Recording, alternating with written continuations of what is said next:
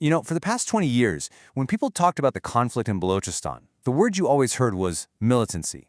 Well, that might not be the right word anymore. Something's changed.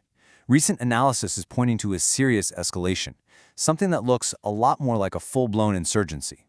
So today, we're going to dig into what that shift really means, and maybe more importantly, why it's all happening right now.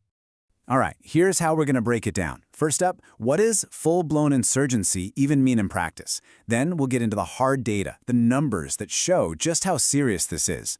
After that, we'll explore the roots of all this unrest, look at let's call it a web of influences from the outside, and finally, get to what might be the core challenge behind it all. Wow. I mean, this one sentence really just says it all, doesn't it? For 2 whole decades, this conflict has been simmering, but now, things have fundamentally changed. We're not just talking about more of the same old story here. The analysis suggests this is something totally new, and frankly, a whole lot more dangerous.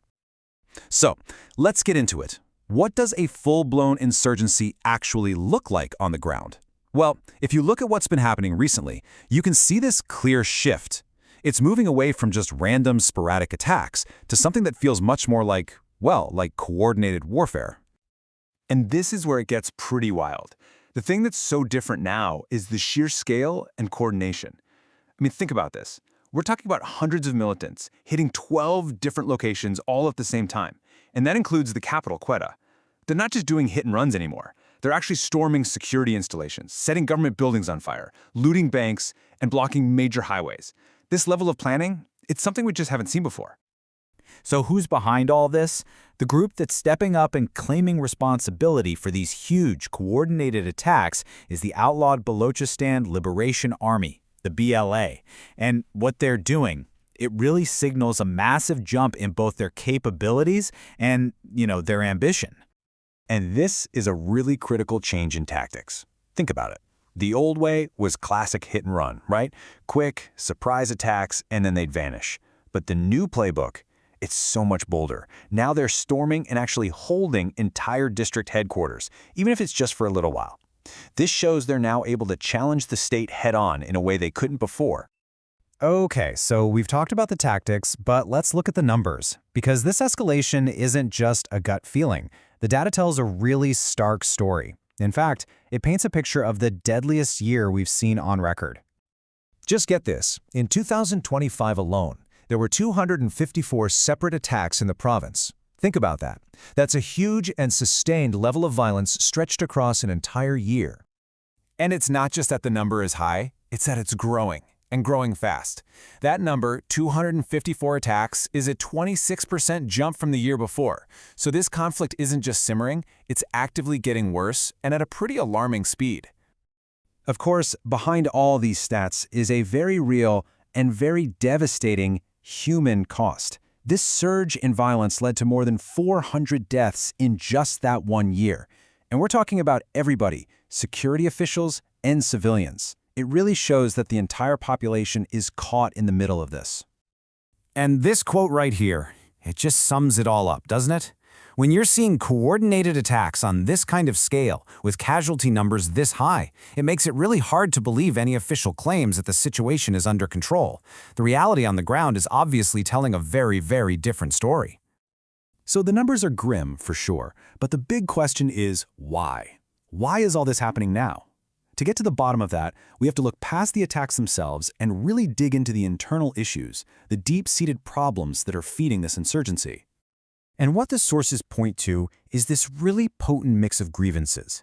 You've got this long-standing feeling that people are being denied their basic political and economic rights. Then, that feeling gets supercharged by the controversial 2024 elections, which a lot of people felt were rigged. You add in force being used against peaceful protesters, widespread poverty, and claims of state overreach, and you basically have the perfect recipe for widespread discontent. But here's what's really fascinating and kind of worrying. It's who is now being drawn to these groups. It's not just the people you might expect. This discontent is now pulling in educated young people and even women from middle-class families. And that's a huge deal, right? It means the message is spreading, it's resonating much more widely. And these new recruits bring different skills and ideas to the table, which makes the whole situation way more complex and harder to solve. Okay, so we've looked at the internal stuff. But as we know, conflicts like this never happen in a vacuum. So let's zoom out a bit and look at the external players, the whole geopolitical scene that's making a tough situation even trickier. And yeah, the regional picture is messy.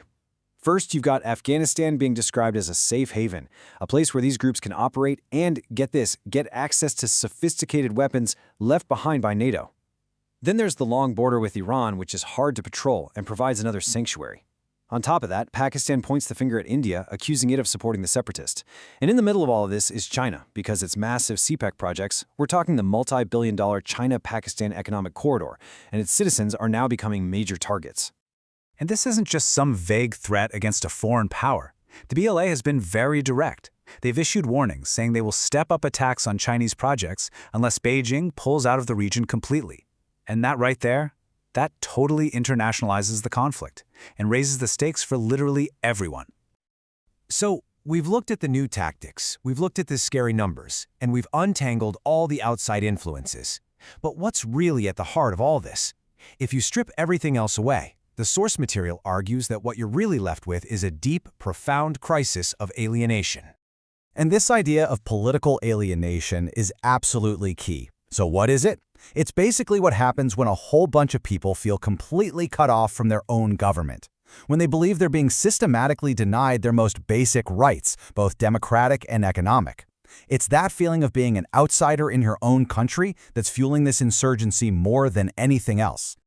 And that brings us to the final and maybe the most important question that the source material leaves us with.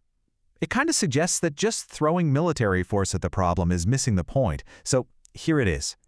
Can you ever really solve a problem like this? A problem that's all about people feeling alienated and left behind without first dealing with their actual grievances?